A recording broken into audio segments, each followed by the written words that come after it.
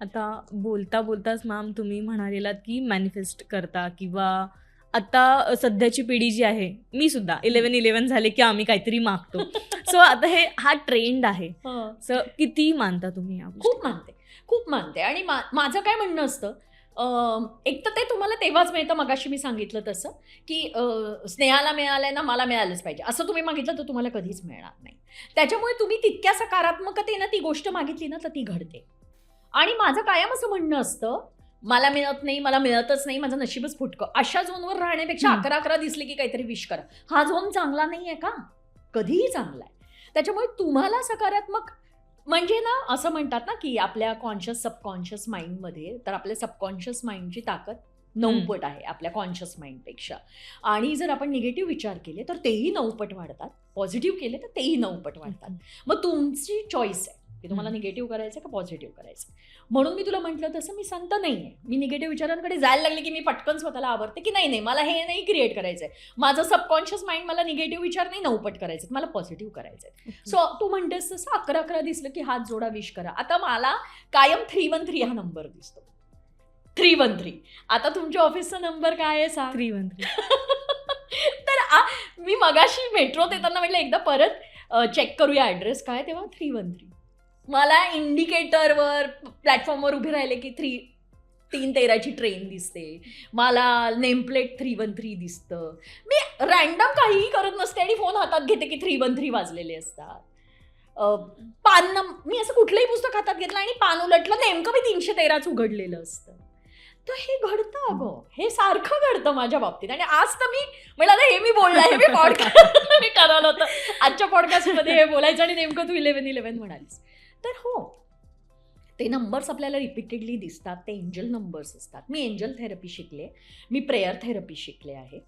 तर याच्यावर माझा पूर्ण विश्वास आहे, पूर्ण विश्वास आहे. आणि मी ते वेळोवेळी माझ्या आयुष्यात अप्लाय करत असते. गल्लत कुठे होते मी तुला सांगते की बघणारे पण आता कधी कधी ट्रोलिंग करतात ना लोक, असं काय म्हणजे आता जसं फॉर एक्झाम्पल 1996211147 हा मनी नंबर आहे. आता मी शिकले स्विचवर्ड आणि डिव्हाइन कोड, हे पण मी शिकले. तर त्याच्यात हा नंबर मनी नंबर आहे. तर समजा आता मी असं सांगितलं तर ट्रोल करणारे काय म्हणतात, याचे नुसते नंबर म्हणून पैसा मिळतो का? नाहीच मिळत. त्याच्यासाठी प्रयत्न करावेच लागतात. पण तुमच्या प्रयत्नांना जर तुम्हाला कशाची तरी साथ हवी असं वाटत असेल आणि समजा तुमचे प्रयत्न करायला तुम्हाला हा नंबर सतत म्हणून बळ मिळणार असेल, तर काय हरकत आहे? तुम्ही कोणाचं वाईट करताय का? नाही. तर तुमचा विश्वास जर दृढ विश्वास त्या गोष्टीला मदत करणार असेल तर ते का नाही करायचं? मी कुणाचं वाईट चिंतत नाहीये. मी कुणाला हा या नंबरने मलाच पैसे मिळू दे असं मी म्हटलं तर मग घोळ आहे आयुष्यात, मग ते मलाही कधीच मिळणार नाही. त्यामुळे बेसिकलीच हे युनिवर्स सगळ्यांसाठी आहे ग. मला असं वाटतं की ही भावना आपण ठेवली ना, म्हणजे तू माझं व्हॉट्सअप स्टेटस जरी बघितलंस, मी विपश्यना केलेली आहे, मी श्री श्री रविशंकरांचं कोर्स केलं, मला मेडिटेशन आवडतं. तर त्याच्यात हे 13 मंगल मेरा मंगल सबका मंगल होय रे, कारण तुझं अमंगल होऊन मला काहीच मिळत नाही. सो तुझंही मंगल होऊ दे, माझंही मंगल होऊ दे, सगळ्यांचं मंगल होऊ दे. यानी तुम्ही जी वाईब क्रिएट करता ना तुमच्याविषयी किंवा तुमच्या व्यक्तिमत्वाची, त्यानी तुम्हाला फायदे होतात असा माझा पूर्ण विश्वास आहे. तुम्ही 3 तास पूजा करून जर दुसऱ्याचा हेवा मत्सर करणार तर काही नाही होणार. आता मगाशीच बोलता बोलता मॅम तुम्ही म्हणालात की मी स्वामींच्या पाया पडते आणि घराबाहेर स्वामी भक्त आहात.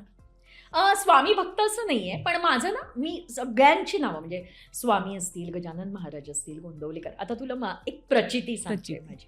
मी स्वामींचं माझ्याकडे आपले अशोक मुळे काका आहेत, ते स्वामी भक्त आहेत, नाटकातले अशोक मुळे काका. तर त्यांनी मला एकदा असंच त्यांच्या मनात आलं आणि एके दिवशी त्यांनी मला फोन केला. हे मी तुला जवळजवळ 15-20 वर्षापूर्वीचं सांगते. ते मला म्हणाले एक काम कर ना, श्री गणेशाय नमः, श्री गणेशाय नमः रोज 5 वेळा म्हणाय, फक्त 5 वेळा पण म्हणायचं. हे त्यांनी मला जवळजवळ 20 वर्षापूर्वी सांगितलं होतं. मी म्हटलं हां ओके, ह्यात काही नुकसान आहे का माझं? आणि गणपती बाप्पाचंच नाव घ्यायचं ना, मी तेव्हापासून ते म्हणते. मग खूप वर्ष गेली, 15-20 वर्ष. अचानक एके दिवशी मला मुळे काका म्हणाले एक काम करतो, तुझ्याकडे स्वामींची 108 नामावली आहे का? म्हटलं नाहीये.